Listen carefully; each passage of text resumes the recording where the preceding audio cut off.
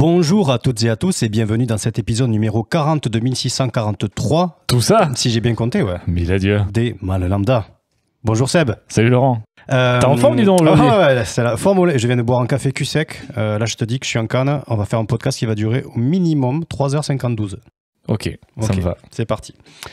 Du coup, c'est une thématique sur laquelle il y a pas mal de choses à dire, notamment lorsque, comme nous, on est hypersensible. C'est la confiance en soi / estime de soi. Du coup, Sébastien. Oui. Pour toi, la confiance en soi, l'estime de soi, est-ce que c'est la même chose et qu'est-ce que tu entends là-dedans? Waouh. Avec tes mots à toi. Avec mes mots à moi. Avec tes mots à toi, comme ça te vient. On n'est pas là pour juger, on s'en fout. Alors, ma définition de la confiance en soi, pour moi, c'est le crédit qu'on se donne à faire telle ou telle chose ou ressentir telle ou telle émotion avec la peur du jugement. C'est un équilibre entre se sentir comme une merde et se la péter, en gros. Tu vois, c'est le juste milieu. L'échelle Ouais, l'échelle de la merde à se la péter. C'est ça. Pour moi, c'est ça. Une échelle de se sentir comme une merde et se la péter. Et la confiance en soi, c'est savoir où on se trouve là-dedans, quoi. Et c'est se sentir légitime à faire telle ou telle action ou ressentir tel truc. Alors, est-ce que c'est la même chose que l'estime de soi? J'y ai pas réfléchi. Eh bien, moi non plus. Ça tombe Merci bien. beaucoup. Merci d'avoir écouté cet épisode. Au revoir. Non, on avait dit que ça durait 3 heures. Mais 52. Alors, c'est très précis. Non, je sais pas. Non. Je pense que c'est pas la même chose, sinon ce serait le même mot. Mais voilà. Du coup, je me pose la même question. Tout à fait. Avec le même piège, parce que pour moi, j'étais parti confiance en soi, mais ma réflexion a évolué au moment où tu as appuyé sur enregistrer. Oh, pour te dire quoi, ça fuse dans ma tête. Alors, ma définition, donc du coup, plus de la confiance en soi, pour le coup, c'est le fait de se sentir capable de réaliser une tâche. Ça s'atténue en fonction des interactions validantes ou non avec d'autres personnes, amis, famille, amour, travail, dans différents domaines, du coup. Et donc, comme je l'ai dit en ouverture, le manque de confiance en soi est très présent chez les hypersensibles parce que beaucoup de remises en question et beaucoup de doutes permanents. Donc, pour les personnes qui sont confiantes, qui ont de la confiance en elles, je pense et je me dis que peut-être il y a beaucoup moins de, tu vois, ça va pas aussi loin dans la remise en question et dans le doute, effectivement, parce que toi tu te dis est-ce que je vais faire telle chose, la personne va faire la chose et toi tu vas dire il va y avoir plein de questions sécurisantes que tu vas mettre en place avant, et est-ce qu'il y a ci, est-ce qu'il y a ça, et pour que tu fasses le truc il faut qu'il y ait oui partout, et souvent, enfin c'est mon fonctionnement à moi souvent je me dis non, je suis pas capable alors que je n'ai pas essayé. C'est ça. Et en fait, même si tu le fais, une fois que tu as fait une action, en fait, tu le montres pas ou tu le caches parce que c'est ça. Et tu te sens pas légitime, quoi. Exactement. Et dans le fait de se comparer aussi, ou le fait de validation, tu vas comparer ta première réalisation que tu as faite avec une personne qui l'a fait 1000 fois. Et tu vas te dire, c'est bon, je suis nul, je sais pas faire. Voilà. Donc c'est un petit peu ça. Écoute, maintenant qu'on a ma définition et ta définition, est-ce qu'on ne demanderait pas à notre cher ami Wikipédia, qui doit être pas très loin d'ailleurs? Figure-toi qu'il est dans ma main droite. Eh ben écoute, interroge-le alors. Bonjour Wiki. Bonjour Lolo. Oh. T'as vu sa voix? C'est la première fois qu'il dit bonjour au micro. La première fois qu'on entend parler Wiki. Avec sa vraie voix. Avec sa vraie voix. On ne savait pas que Wiki parlait comme ça. Non. Maintenant, par contre, il va pas lire l'article parce que ça risque d'être un petit peu pénible. Voilà. Le concept de self-confidence ou confiance en soi est communément utilisé comme confiance en soi dans le jugement personnel, la capacité, le pouvoir, etc. On augmente la confiance en soi à partir des expériences qui permettent de maîtriser des activités particulières. C'est une croyance positive que dans le futur, on peut généralement accomplir ce que l'on souhaite faire. La confiance en soi n'est pas la même chose que l'estime de soi, qui, merci Wiki, est une évaluation de sa propre valeur, alors que la confiance en soi est plus précisément la capacité d'atteindre un objectif, ce qu'une méta-analyse suggère être une généralisation de l'auto-efficacité. C'est très... Je t'ai pas pris pour ça. Moi, j'ai arrêté à Wikipédia. Abraham Maslow et beaucoup d'autres après lui ont souligné la nécessité de faire la distinction entre la confiance en soi en tant que caractéristique de personnalité généralisée et la confiance en soi concernant une tâche, une capacité ou un défi spécifique et l'efficacité personnelle. Ça dure, la définition est très longue, je vais en rester là. Très bien. Hasard du calendrier ou pas, nous enregistrons donc aujourd'hui cet épisode sur la confiance en soi donc. Et comme je l'ai dit dans des podcasts précédents, je pratique la méditation guidée sur la chaîne de Cédric Michel. Oui. Et figure-toi Sébastien, oui, qu'il y a 2 jours, j'ai suivi une méditation guidée sur le fait de retrouver la pleine confiance et non pas la pleine conscience. Donc c'était une méditation de Cédric Michel qui est tombée pile poil 2 jours avant qu'on enregistre l'épisode. Okay. Et du coup, ça m'a beaucoup inspiré pour la préparation de cet épisode-là. Donc, d'après Cédric Michel, il existe plusieurs types de confiance. Il y a la confiance en soi, et il y a la confiance en l'envie et en les autres. Okay. Le fait d'avoir confiance en soi, cela permet de se sentir bien dans sa peau et d'être plus spontané. D'avoir plus d'assurance, ce qui évite la peur du jugement.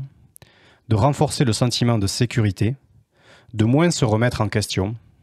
D'arrêter de se comparer. D'éviter les ruminations négatives. De s'affirmer et de poser ses limites saines. De mieux communiquer et d'avoir des relations plus harmonieuses. Et enfin, de nourrir l'estime de soi pour exister en tant qu'individu digne d'être aimé. Ok. Alors, je sais pas toi, mais moi, c'est que des choses qui me parlent. Ouais, carrément. Tu vois, c'est clairement. Et ensuite, il y a la confiance en la vie et les autres.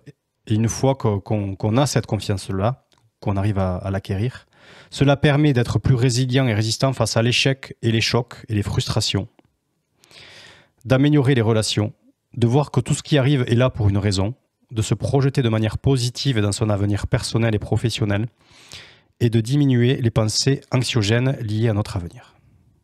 Voilà. Parce que s'il y a bien une chose qu'on ne peut pas changer dans la vie, c'est bien les événements. Quoi qu'il arrive dans la vie, t'arrivera toujours des choses. Ouais. Ce que tu peux essayer de changer, c'est la façon que tu as d'y réagir à ces choses-là. Donc pour moi, la méditation, on en avait parlé, mais c'était un des outils, moi, qui m'aide par rapport à ce domaine en particulier, qui est la confiance en soi. Donc, pour préparer cet épisode, j'ai décidé de poser sur le papier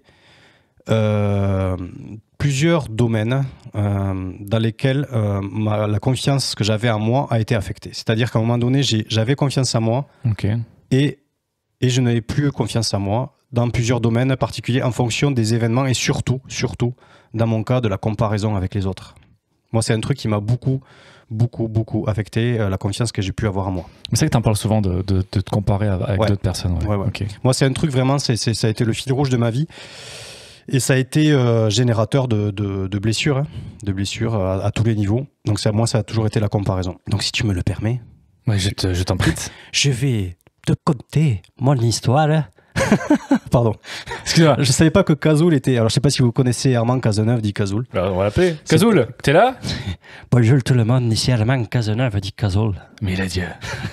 On l'embrasse. Merci Cazoul pour cette intervention très judicieuse. Donc, j'ai décidé de découper ça en plusieurs domaines. D'abord, l'école. Ok. On en a parlé. Et là, je vais axer la confiance en soi, la confiance en moi que j'ai eue par rapport à l'école et mon parcours scolaire, la confiance en moi que j'ai eue par rapport à la musique, notamment, et aussi professionnellement et par rapport à d'autres choses que j'ai réussi à faire dans ma vie dont je me pensais incapable. Voilà. C'est parti, l'école. Donc, comme évoqué dans un podcast précédent, Sur l'école, tout à fait. J'avais des facilités étant enfant. Donc j'avais des facilités, j'avais pas besoin de trop travailler et juste le fait d'écouter, j'arrivais à comprendre rapidement les choses. Et en fait, il se trouve qu'à l'école primaire, j'étais plutôt dans les premiers élèves, dans les bons élèves, avec des facilités sans trop travailler. Donc j'étais plutôt catégorisé dans les premiers de la classe, quoi. Et à ce niveau-là, j'avais aucun doute sur mes capacités intellectuelles, sur ma valeur d'être capable d'apprendre des choses. Et voilà, j'avais conscience que d'autres galéraient plus. Et moi, je me disais, là, tu t'assures, tu vois, ce niveau-là, tu comprends. J'arrive au collège. Donc le collège, plusieurs des enfants d'autres villages arrivent. Donc déjà, plus de gens, donc potentiellement plus de gens intelligents. Donc forcément, j'étais dans les premiers, secondes au primaire. Et puis là, en continuant à vivre sur mes acquis sans trop travailler, je commençais à être 3e, 4e, 5e. Et donc là, tu te dis, oulala, mais en fait, il y a d'autres personnes intelligentes qui existent. Et pour moi, il y a aussi une caractéristique des hypersensibles, c'est ce côté de vouloir être parfait, de ce côté perfectionniste et de vouloir être le meilleur. Je me disais, soit t'es le meilleur, soit t'es une merde. Il n'existe rien entre. Et donc là, j'ai commencé à être dans la première partie, dans les 5 premiers, on va dire, au collège, et puis plus aller vers le brevet, là, plus vers la 3e, plus j'ai commencé un petit peu à baisser et à être dans les 10 premiers, tu vois. Donc là, j'ai commencé à me remettre en question, tu vois. Je me suis dit, ouais, mais en fait, non, les autres sont quand même plus forts que toi, ils sont plus intelligents, alors que je travaillais pas, en fait, hein. Ouais. Il faut quand même. Mais t'es quand même vachement basé sur la compétition, mais c'est ça qui. Ah oui, complètement. Toi, en fait, on s'en bat les couilles que les autres sont plus forts, moins forts, mais tu voulais absolument être mieux qu'eux, quoi. Je voulais être le meilleur. Ouais. Alors que c'est pas un truc qu'on m'a inculqué. Personne, moi, mes parents m'ont pas dit je veux que tu sois le meilleur. Ils m'ont dit je veux que tu réussisses à l'école, mais pas que c'est moi un truc tout seul. Je me suis dit si t'es le 2e ou le 3e, t'es une merde. Ah, ça fait chier, quoi. Tu vois, il y a qui sont devant toi. Mais pour autant, je me donnais pas les moyens d'être premier. Parce que je travaillais pas, tu vois. Mais bon, à cette époque-là... J'aurais voulu être le premier, mais naturellement. Ouais, naturellement. Ouais. Tu vois, que ce soit comme si j'étais Néo de Matrix, tu vois, j'étais l'élu. En fait, j'ai toujours... enfin, je sais pas, j'ai idéalisé ce truc, tu vois, de me dire, t'es l'élu, t'as le truc en toi. Et en fait, quand t'as 2-3 personnes autour de toi, c'est facile d'être... ça dépend de ce que te donne la loterie, tu vois. Ouais, bien sûr. Mais bon, il se trouve que c'était cool. Par contre, après, quand tu commences à ouvrir ton cercle et à avoir d'autres personnes qui sont compétentes et qui travaillent, tu commences à le vivre avec difficulté. Et ensuite, j'arrive au lycée, donc toujours d'être déterminé à rester parmi les plus intelligents. Je vais en lycée général. Donc je veux poursuivre des études générales, alors sans savoir ce que je veux faire, mais je veux rester en général. C'est-à-dire soit littéraire, soit scientifique, soit économique et social à l'époque. Et du coup, moi, j'étais en économique et social et je voulais faire une première éco, une terminale éco et ensuite, je ne sais pas ce que j'aurais fait parce qu'il n'y avait aucun métier en plus dans l'économique et social qui m'attirait. Tu vois, c'était vraiment rester dans le général. Et j'ai redoublé. Et parce que là, j'arrive en plus au lycée, donc là, c'est carrément beaucoup plus gros. Il y a beaucoup plus d'élèves, donc potentiellement beaucoup plus d'élèves intelligents. Et que tu connais pas aussi. Que tu connais pas. Et en plus, c'était un lycée assez réputé au niveau de taux de réussite au bac et tout ça. Donc avec un niveau assez élevé. Donc forcément, avec beaucoup de tranches, quoi. Et des gens qui travaillent aussi, tout simplement. Enfin, qui travaillaient chez eux, quoi.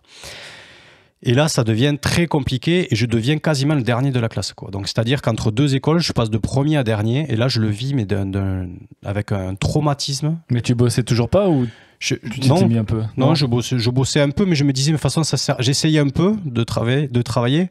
Et puis, je voyais qu'il n'y avait pas de résultat. J'abandonnais très vite, en fait. Je me disais, ah non, t'es nul. Non, t'es nul. Parce qu'avant, je ne travaillais pas. Ça marchait tout seul. Et je comprenais pas, en fait, qu'il fallait que je m'investisse et qu'il y ait un peu de patience.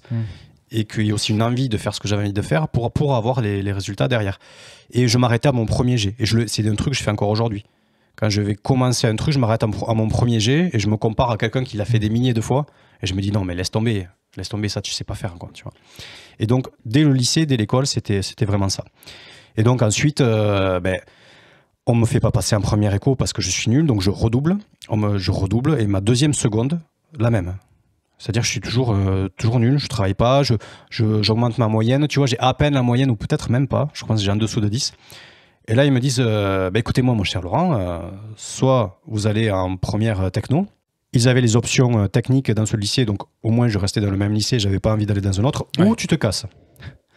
Donc là, je me dis, bon, j'ai quand même envie de rester dans ce lycée qui est le plus près de chez moi avec mes potes et qui est un lycée, entre guillemets, réputé. Donc, je pars en filière technique. Et là, du coup, arrivé dans le technique, à nouveau, je retrouve ce truc de le faire au talent, quoi. Ouais. Tu vois, entre guillemets, les facilités, en fait. Et je commence à avoir des bonnes notes sans travailler. Et du coup, ces bonnes notes me donnent envie de travailler pour en avoir des meilleures. Okay. Donc là, tu vois, alors que quand j'avais des mauvaises notes, je me disais j'étais nul. Là, je me suis dit, ah, mais en fait, t'es pas mauvais. Donc, je me suis mis à travailler et j'ai eu des meilleures notes encore, et encore, et encore. Et ce qui fait que, bon, j'ai pas travaillé non plus comme un acharné, mais j'étais redevenu parmi les 2-3 premiers de la classe, ou 4e, j'en sais rien, enfin, 5 premiers, on s'en fout. Ouais. Et de là, je sors avec bac techno, avec mention. Donc, je me dis, je me ressens capable à nouveau. J'ai reconfiance en moi, dans mes capacités intellectuelles. Et je me dis c'est cool, tu vois. Okay. C'est cool. Donc, je démarche auprès des écoles. Et là, je voulais faire un IUT. Donc, j'avais IUT, c'est quoi? IUT, c'est Institut universitaire de technologie. Ok. Pour avoir un DUT, donc diplôme universitaire de technologie. Un GEE2I, c'est des termes très pompeux, c'était génie électrique, informatique industrielle. Okay. Et donc, il y avait Paul Sab à Toulouse, en premier choix, et Paul Sab à Tarbes, donc c'était plus loin, mais c'était un deuxième choix. Et moi, je voulais être pris à Toulouse, et j'étais pris à Toulouse, donc j'étais trop content, tu vois. Parce que c'est l'élite quand même. C'était, ouais, enfin... C'est une bonne école, en tout cas, oui, Paul Sab. Clairement. Et du coup, je vais là-bas, donc fier de moi, tu vois, je reprends confiance en moi. Sauf que là, sur le premier mois, en fait, ils rattrapent les programmes de première et terminale scientifique, donc général du lycée. Et ça va à une vitesse, mais absolument phénoménale. Et là, tu te retrouves non seulement avec des gens de la région, mais de toute la France qui viennent là. Donc la comparaison, encore, elle monte de niveau avec des gens qui sont encore plus... donc qui ont été sélectionnés pour venir là. Tu vois, c'est plus le tout venant, quoi. L'école non, où tout c'est le sur monde sélection, ouais. Et donc là, forcément, bim, rebelote comme en seconde, je me rechoppe des notes pourries et je suis quand même pas parmi les bons élèves, mais malgré tout, je ne sais pas comment, je n'ai toujours pas l'explication à l'heure actuelle. Je passe mon premier semestre, je passe mon second semestre, je suis admis en deuxième année. Ma deuxième année, je commençais vraiment à avoir des notes pourries. Et grâce à mon stage de fin d'année où j'ai eu de très bons résultats, ça m'a permis d'augmenter ma moyenne et d'arriver à 10 et quelques et d'obtenir le diplôme au bout de 2 ans. Okay.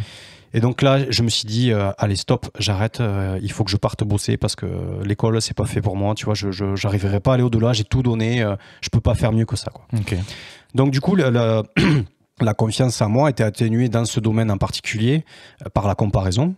Et tu verras que dans mes autres histoires, domaines, c'est aussi la comparaison qui moi, m'affecte en fait, et qui continue de m'affecter aujourd'hui, malgré le fait que j'en sois conscient en fait, de tout ça. Mais c'est tellement ancré, si tu veux, c'est des choses qui sont tellement ancrées. Et ça a l'air, ouais, parce que même par rapport à l'école et tout, j'ai l'impression, à chaque fois que tu me parles d'un truc comme ça, c'est souvent un problème de comparaison. Ouais. Toujours, dans plein de domaines. Bah ouais, carrément. Ouais. Et du coup, ensuite, j'ai arrêté les études là et je suis parti bosser, quoi. Ok. Donc voilà. Et puis, bizarrement, il y a aussi le fait que j'ai eu confiance en moi au lycée à partir du moment où j'ai eu des bonnes notes. Ok. Et que ça m'a donné envie de travailler encore plus. Et j'ai eu encore plus des bonnes notes. Tu vois, donc c'était... il a fallu que j'ai un truc validant pour me dire je suis capable. Et à partir de là, j'ai travaillé, j'ai trouvé l'énergie nécessaire d'avoir confiance en moi et d'avancer, quoi. Ok. Voilà. Le deuxième on va dire domaine de ma vie dans lequel j'étais affecté par la confiance en moi, c'est la musique. Ouais. Aussi. Donc la musique, un peu le même parcours. Donc je commence à l'école de musique de Caraman, de mon village. Et donc là, il y avait une classe de batterie, on devait être peut-être entre 5 et 10 élèves, tu vois, maxi, c'était sur 3 cantons, il y avait Caraman, Villefranche et Revel. Ok. Et avec mon grand frère qui faisait de la batterie en plus, j'avais déjà une batterie à la maison et je sais pas, peut-être inconsciemment, j'ai eu le truc, cette fibre d'arriver vite à faire quelque chose, tu vois, à comprendre comment ça marchait, à avoir un bon niveau comparé aux autres. Okay. Et en fait, parmi les élèves de mon âge, j'étais le meilleur, quoi, un truc. Enfin, oui, il n'y avait pas non plus 10 000. Non, mais bon, c'est okay. Mais voilà. Et ce qui fait qu'ensuite, ils prenaient des élèves de chaque instrument. Ils prenaient les meilleurs et ils faisaient des orchestres après. Qui jouaient. Donc, tu avais l'orchestre des jeunes de Caraman et l'orchestre des seniors, après des adultes et tout ça. Et en fait, j'étais même pas ado, que j'avais déjà intégré l'orchestre des adultes. Okay. Donc il y avait aussi des jeunes. Hein. Et donc je me retrouve souvent dans les orchestres, tu as des parties d'instruments, tu as le premier pupitre, deuxième pupitre, troisième pupitre, et c'est par plus ou moins par niveau, par importance de partie et tout ça. Et je me suis retrouvé très vite, quand il n'y avait pas mon frère, parce que mon frère était meilleur que moi, mais quand mon frère est parti du coup et que c'était moi, j'étais devenu le numéro 1, pupitre, percu. Donc tu vois, je me disais... j'avais du plaisir à jouer parce que je me disais, ouais, t'es le numéro 1, c'est cool, tu sais jouer. Tu vois, je regardais les autres qui savaient moins bien jouer, donc je me disais, c'est cool, toi, tu vois, t'arrives à jouer. Et donc, comme le niveau augmente un petit peu et que j'étais jeune, j'ai intégré l'harmonie départementale. Okay. Donc là, ils prennent des élèves de tout le département, de la Haute-Garonne.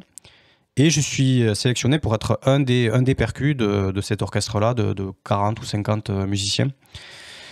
Et donc déjà, je me dis, waouh, tu sais, c'est comme un championnat, tu vois. Je suis passé en Ligue 2 de la musique, tu vois. J'étais content, j'étais fier. Sauf que là, je me retrouve avec des mecs qui plus jeunes que moi, qui savaient. Donc moi, j'ai joué essentiellement de la batterie et un peu des percus, parce que la formation était enseignée comme ça dans mon école de musique. Et eux, en fait, ils touchaient à tout, quoi. Ils prenaient un xylo, ils jouaient trop bien, ils jouaient des percus, des timbales, ils jouaient trop bien, ils enchaînaient plusieurs trucs, et la batterie, ils jouaient trop bien. Ils déchiffraient les morceaux en 2 secondes. Et là, je les regardais jouer. Ils étaient plus jeunes que moi en plus. Et à cette époque-là, tu vois, 1 an de différence, c'est 20 ans aujourd'hui, tu vois. Ouais, bien sûr, c'est énorme. Je me disais, putain, il a 1 an ou 2 ans de moins que moi, il sait faire tout ça. Et du coup, c'était ces mecs-là qui étaient premiers percus, et moi j'étais... et ça, je l'ai vécu comme une humiliation, tu vois, pareil, et me dire... mais en fait, tu t'es pris pour qui? T'as cru que t'étais qui? Mais en fait, t'es nul, tu vois. Alors, je voyais les gens meilleurs que moi, mais je voyais peut-être pas les 200, 300, 500 batteurs. Qui sûrement parmi ces 500, il y en avait plein qui étaient meilleurs que moi, c'est pas la question, mais qui étaient pas dans cet orchestre-là, tu vois. Et au lieu de savourer le fait, et c'est un truc qui est aussi valable à l'école, tu vois, de savourer le fait que c'est quand même cool, tu vois, tu peux être fier de toi et te dire waouh, j'ai réussi à faire ça, tu vois. Non, je me comparais toujours et tu te trouves toujours meilleur, en fait. Tu te trouves toujours meilleur. Et du coup, moi, c'était un truc qui m'a beaucoup affecté. Et j'ai commencé à me dire, en fait, à lâcher un peu tout ce qui était école de musique, tout ça. Je me suis dit, ouais, non, la comparaison, enfin, tu n'y arrives pas, quoi, tu vois. Et puis, en plus, je commence à arriver à l'adolescence préadulte. Et là, je commence à switcher plus vers les groupes de musique parce que, la classe quand même. Groupe de stylé, rock au lycée, stylé. Et donc là, j'ai mon premier groupe de rock au lycée. Donc, je quitte les harmonies, les orchestres, tout ça, vers l'âge de 16-17 ans pour basculer, du coup, me retrouver de 60 sur scène à 3-4 avec un groupe de rock. Au lycée, tu vois, et donc là, des batteurs, il n'y en a pas 12, il y en a qu'un, c'est moi. Donc voilà.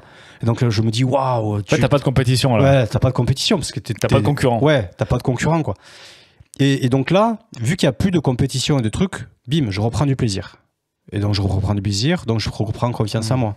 Tu vois, c'est des notions qui sont liées. Je prends plaisir à faire ce que je veux faire, plus dans un esprit de. Il n'y a plus personne en plus pour faire en sorte que tout seul, en fait, je me compare, parce que personne m'a jamais mis dans cet esprit de compétition, et ça, c'est important de le rappeler. Oui, c'est toi qui t'es mis tout seul ce truc-là. Et je pense que beaucoup de personnes font ça. C'est pour ça que je tenais vraiment à faire ce podcast et à parler de ça, parce que moi, c'est vraiment un truc qui me parle beaucoup. Moi, je pense que c'est l'école qui influence sur ça aussi. C'est d'avoir les notes. À chaque fois, on te dit Laurent, 17, mais par contre, machine 18. C'est mieux, il faut bosser plus. Surtout quand tu donnais les notes de la plus mauvaise à la meilleure, tu sais. L'enfer. Et puis, c'est écrit en rouge et tout. Mais moi, je pense que l'école pousse à la compétition. Et donc, je pense que c'est pour ça aussi. Je pense inconsciemment, il y a plein de choses. C'est pas un truc que tout seul, je me suis dit, parce que en plus, j'aime pas la compétition. Bon, je pense que ça se voit du coup que j'aime pas la compétition. C'est pour ça que les sports et tout ça, j'ai jamais voulu en faire, parce que pour le coup, c'était que la compétition. Pour moi, je voyais pas du tout le. Mais c'est pour ça que moi je faisais du sport à l'époque, je faisais du tir à l'arc, moi. J'étais premier départemental du tir à l'arc, et parce que c'est des sports individuels. Ouais. Et j'adorais ça. Et moi, je suis assez d'accord avec ce côté compétition, mais je préférais être tout seul et ne pas être dépendant des autres aussi. Tu jouais pas directement contre quelqu'un, bien que quand même, quand tu avais des compètes, il y avait d'autres participants qui venaient. Et tu n'avais pas non plus à composer avec les autres pour arriver à un objectif commun. Exactement. Tu avais les deux. Moi, j'ai toujours préféré les sports solo ou même travailler en solo, tu vois, c'est pareil. On parlait de musique vite fait, j'avais un groupe, j'ai arrêté, j'ai fait un projet solo, parce que le fait d'être, même au théâtre, j'ai fait 2 ans de théâtre, et le fait d'être dépendant de la motivation des autres fait que je mettais moi en compétition avec eux, en mode en fait moi j'étais le plus bosseur, les autres non, ça m'emmerdait, et du coup ça me mettait hors de moi, et j'ai préféré arrêter tout ce qui était collectif pour faire que du solo, que des trucs solo, parce que moi je suis dépendant de moi-même. Oui, au moins, tu as juste à te mettre d'accord avec toi-même. C'est pas toujours facile. Attention. C'est pas toujours facile, effectivement. Attention, c'est pas toujours facile. Et donc, voilà, donc pour switcher, du coup, pour revenir sur les groupes de musique, donc mon premier groupe au lycée, tu vois, en plus, il y avait qu'un groupe, c'était le nôtre, et on était les rockstars. Du lycée quoi. Ou du bled même, non? De Saint-Orens. Et donc, du coup, la plupart des membres de mon groupe habitaient un village à côté qui s'appelle Sainte-Foy-des-Grefeuilles. Je connais. Tu t'y appelés, Sainte-Foy-des-Grefeuilles. Je connais. Je connais. Sainte-Foy-des-Grefeuilles, du coup, où ils avaient créé une association qu'ils ont appelée de manière très, très réfléchie La Sauce. Pardi. Putain. Non, la sauce comme la sauce, tu sais, la nourriture, quoi. La sauce, la sauce barbecue, quoi. Ouais, alors que c'est une association. Ah putain. Et du coup. Attends, parce qu'en fait, ils avaient une association, les mecs. Et ils avaient une association. Ils auraient pu l'appeler l'association ou la sauce comme le raccourci d'association. Mais eux, ils ont pris la sauce comme la sauce pour la bouffe. Pareil. Et ça fait la blague. Du coup, ça fait une blague. Par rapport à... Ah oui, parce que c'est pas la sauce. Parce que c'est pas une vraie sauce que tu... C'est une sauce comme sauce barbecue ou ketchup. Voilà. Alors que c'est une association. Exactement. Donc ils auraient pu l'appeler la sauce, genre l'association A2SO association. Ouais. Et en fait non. Non. Ils ont pris voilà. la sauce comme les viandes. D'accord. Putain, on est rentré dans une boucle temporelle. Vite. Jingle, on va une jingle. Merci. Désolé, ça ne se reproduira plus. Putain, mais il a dit. Excusez-moi. Donc je vais éviter de redire le nom de cette chose. Pardon. Des fois, on peut être très lourd. Bonsoir Paris. Organisation donc qui reversait tous les bénéfices. Non, c'était pour aider au Burkina Faso. Donc ils ont eu plein d'actions humanitaires au Burkina Faso. Au Burkina Faso avec les concerts qu'ils organisaient. Donc parce qu'ils organisaient des concerts. Et donc les groupes qui jouaient souvent avec cette organisation associative. L'associative. Bref, c'était dans un but humanitaire, mais nous on jouait tout le temps dans ce truc-là, et quand on jouait là, je me rappelle, mais vraiment dans ma tête, j'avais l'impression, on jouait en dernier du coup, donc tu sais, le public... Tête d'affiche quoi. Ouais, c'est ça, tête d'affiche. Mais je me rappelle les émotions que ça me procurait avant... Est-ce que tu peux me rappeler le nom de ce groupe, s'il te plaît?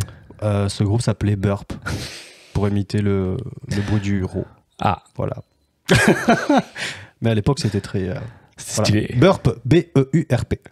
Et d'ailleurs, je vous mettrai un petit reportage. S'il te plaît. Sur M6 Toulouse à l'époque. Exactement là où je veux en venir. C'est là où je veux en venir, Laurent. C'est que je veux que tu me partages le reportage que j'aime beaucoup. Alors voilà, on a beaucoup parlé de confiance en soi, de virilité, tout ça. Vous verrez ma tête à l'époque.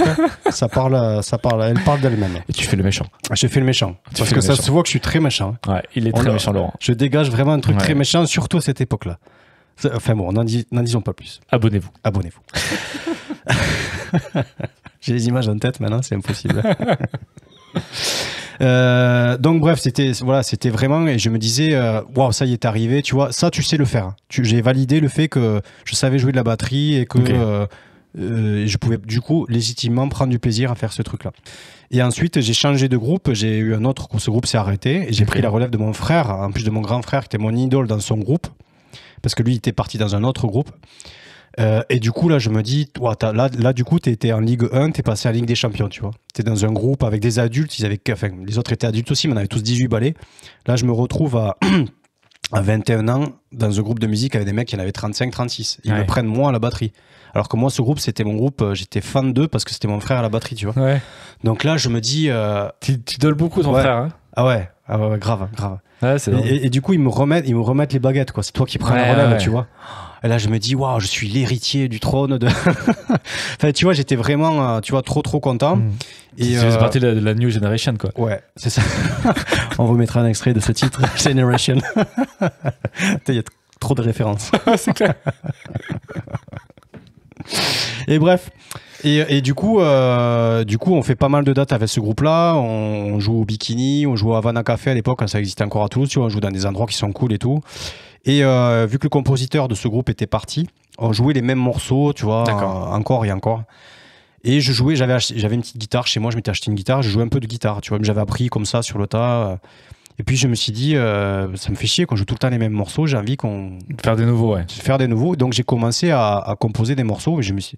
à faire des morceaux, tu vois, mais alors que je trouvais que la guitare, je jouais comme une merde. Mais j'avais des idées, j'avais envie de proposer des trucs. Et au bout d'un moment, je me suis dit, bon allez, fais-leur écouter tes démos, fais-leur écouter tes trucs et on verra ce qu'ils en disent.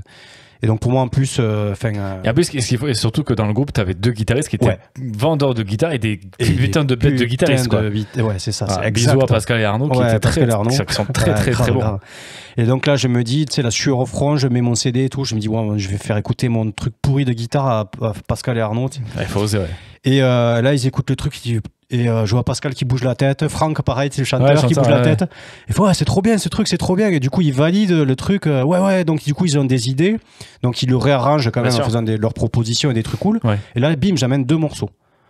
Et là, je me fais oh là là. Et du coup, ça me valide le fait que je peux. J'ai été validé, ça y est, donc je peux proposer des trucs. Et donc là, je prends plaisir à composer des morceaux, j'ai de la créativité qui me vient, j'ai plein de trucs qui me viennent. Bref, du coup, je compose quasiment tous les morceaux de l'album qu'on sortira à la fin avec le groupe. réarrangés ensemble, voilà. Mais du coup, tu vois, je me dis, moi qui sais à peine jouer de la guitare, je compose des morceaux pour des mecs qui jamais de la vie, je jouerais aussi bien qu'eux, tu vois. Ouais. Et donc, tu vois, tu te sens capable à ce moment-là, tu te dis que mais quand même, tu peux faire des trucs. Tu te sens puissant un peu. Ouais, voilà, c'est ça. Mais on était un peu un groupe hors réseau musique Toulouse, des groupes émergents et tout ça. Donc ce groupe s'est arrêté. Et ensuite, j'ai commencé à jouer avec Rose. Donc mon groupe qui est plus ou moins actuel, mais à l'arrêt depuis 2 ans, qui peut-être reprendra un jour, ne sait-on jamais. Inch'Allah, parce que c'est quand même vachement bien. Hein. C'est vrai. Mais on verra, chaque chose en son temps. Et du coup, là, pareil, on a un début qui part très très vite avec ce groupe. Ça plaît direct. Tout le monde a des éloges de partout. Ça part très très vite. Et du coup, on se dit, c'est cool, tu vois. Ça commence à prendre. Et là, du coup, tu commences un petit peu aussi à sortir de la musique pour entrer dans la professionnalisation de ton groupe. Donc, c'est-à-dire qu'au bout d'un moment, tu fais tout sauf de la musique. Ouais. Et là, avec les limites du truc, donc la visibilité sur Internet, les réseaux. Ça devient ce que moi j'appelle un groupe Excel, quoi. En fait, tu passes ton temps à faire des tableaux Excel. C'est ça. Et puis d'un autre côté, tu vois, tu regardes ce qui se fait chez les autres, et là, tu vois sur Facebook plein d'autres groupes qui sont très talentueux, tous les uns autant que les autres, et des groupes qui percent et qui jouent dans tel endroit. Et là, bim, le retour de tu sais qui, la comparaison. Ah. Et là, du coup, je me dis donc, je vois des mecs qui ont 10-15 ans de moins que moi, du coup, parce que moi je vieillis, donc forcément, voilà, qui ont 20 ans, qui sont hyper talentueux et qui jouent trop bien, et des mecs qui jouent trop bien et de la batterie et de la guitare et de tout. Et donc là, je me dis, donc je commence à rebaisser, tu vois, à me redire, non, en fait, t'es nul, tu croyais que c'était beau, mais en fait, t'es nul. Et aussi, il faut le dire, parce qu'il faut le dire, nous avons un groupe d'amis, musiciens, artistes, qui sont tous autant talentueux les uns que les autres, qui sont tous des génies, qui font de l'or, de tout ce qu'ils touchent avec leurs doigts, ils en font de l'or, que ce soit la guitare, le chant, la peinture, le graphisme. Ouais, ils sont tous très bons. Ils sont tous très très bons, et du coup, c'est un truc que moi je me mets tout seul une fois de plus, hein, c'est entre moi et moi-même, mais je me dis, mais attends, mais... Regarde, ne serait-ce que ton premier cercle. Il se trouve que mon premier cercle, c'est que des tueurs. C'est clair que c'est des tueurs. Et c'est vrai qu'en général, en soirée, Laurent et moi, parce que je ressens la même chose que toi, on ne touche pas une guitare, quoi. Ouais. On touche pas, on est musiciens tous les deux, mais en fait, on les laisse jouer tellement ils sont bons. Parce que des fois, tu me dis, cool, j'ai envie de jouer, puis je suis là, mais. Et tu vois les autres, ce qu'ils font, tu vois. Non, alors je vais reposer ça. Je vais prendre une bière, moi, plutôt. On n'ose pas. Ouais, c'est ça. Alors que c'est pareil, c'est des trucs que tu te mets tout seul, et il suffit d'une fois d'un petit commentaire ou d'une petite moquerie. Moi, je sais que personnellement, pour que je repose le truc, je me dis, c'est bon, tu vois. C'est clair. Et c'est un truc que j'essaie maintenant de... N'essaye même pas, quoi. Ouais, c'est ça, n'essaie même pas.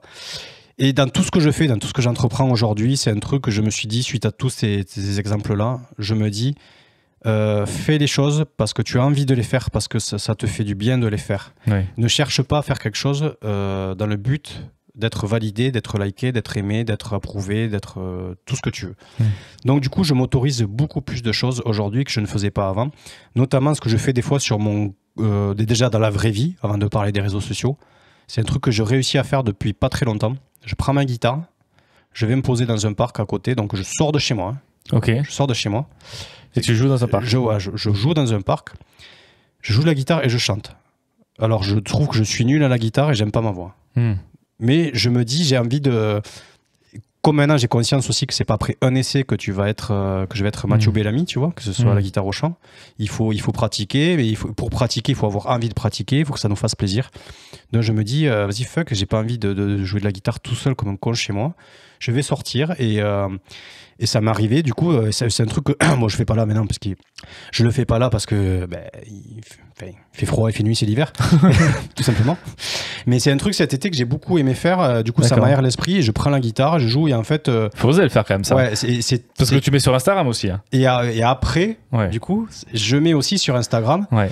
Et des fois, je me dis, je réécoute, tu sais, déjà rien qu'en le réécoutant, je me dis, et puis je me dis, mais fais-le quand même, nique, quoi. En fait, force-toi. Essaie de faire fi de ce truc-là, en fait, et sors un peu de ta zone de confort petit à petit. Tu vois, si c'est trop pour moi, je le fais pas, mais pour essayer justement de me lever ce truc-là, cette barrière, et de pouvoir simplement faire les choses. Qui est les meilleurs guitaristes au monde en face de moi, si j'ai envie de prendre ma guitare et de jouer à un truc parce que ça me fait plaisir de le jouer, et bien que je me bloque pas, que je me referme pas en me disant non, je suis nul, tu vois, d'avoir ce truc validant qui vient systématiquement, quoi. Ouais, carrément. Ouais. Moi, la confiance en soi, j'ai un rapport un peu particulier avec ça parce que moi, j'ai une conviction, c'est que le talent n'existe pas. Alors, le talent n'existe pas. Ouais. J'ai ce débat souvent avec des potes où beaucoup ne sont pas d'accord avec moi, mais pour moi, le talent n'existe pas. Et pour moi, le talent, c'est le résultat du temps multiplié par le travail. Donc, je suis persuadé que si tu veux faire un truc, tu y arrives en fait. Même, pareil, je chante comme un cul. C'est pour ça que j'ai un projet musique, mais je chante pas dedans. Ouais. Parce que je suis persuadé que j'ai pas encore assez travaillé ma voix. Je suis pas persuadé. C'est pas que je considère que je chante mal et que j'arriverai jamais, mais c'est juste que j'ai pas encore eu le temps de travailler ça. Ouais, je vois ce que tu veux dire. Même si j'ai pris 2 ans de mmh. cours de chant et tout avant, tu vois, mmh. j'ai un niveau où il y a un moment où je pense que j'étais pas trop mal, mais je l'ai perdu tout ça. Et c'est pour ça que j'ai pas trop de soucis de confiance en moi dans ce qui concerne le travail, par exemple le milieu pro. On en reviendra peut-être un peu après, mais le milieu pro, par exemple, je suis très sûr de moi. Dans mon métier, donc moi je fais des films, je réalise des vidéos et je travaille, je filme quoi, je tourne. Et sur ça, sur les prises de vue, sur la caméra et sur la lumière et tout ce que tu veux, sur le fond de mon métier, mais j'ai aucun souci. Mais je suis persuadé d'être bon en plus. Ouais, t'as pas l'ombre d'un doute quoi. Non, et tu fonces. Je fonce et je me fais confiance en fait. Je sais que je vais me relever, que je suis un fonceur et que même je prends des risques. Je prends vraiment souvent des risques et j'ai aucun souci de confiance en moi par rapport à ça, par rapport au travail. J'ai pas de problème. Je fonce et même si je me prends des tatanes dans la gueule, je me dis c'est pas grave, je vais bosser un peu plus et j'y arriverai en fait. J'ai aucun souci parce que c'est du travail et c'est de l'énergie à fournir. Et qu'on ne me juge pas moi, on va juger mon résultat. Tu vois, oui. Moi, je suis pas jugé moi. Je suis pas le distinguo entre toi qui tu es et ce que tu fais. Ce que je rôle et mon produit. C'est pas la même chose. C'est pas la même chose. Donc c'est pour ça que moi, au boulot, si c'est un truc qui me plaît, j'y vais. Tu vois, je fonce et je suis persuadé d'y arriver. Que même si jamais j'arrive pas trop, je bosse un peu plus et j'y arriverai. C'est pas grave. Je fais le distinguo entre ça et moi confiance en moi personnellement. Ouais. Et là, parce que là, je me sens jugé. Moi qui je suis, et ce que je dégage et ce qu'on peut penser de moi. Et j'ai tellement l'impression de vivre dans le Truman Show. J'ai tellement l'impression que tout le monde autour de moi sont un peu des fakes. Des fois, je suis je sais pas comment dire, mais je vois exactement ce que tu veux dire. C'est marrant, mais j'y avais pas du tout pensé. Pourtant, c'est un truc évident qui est là-dedans.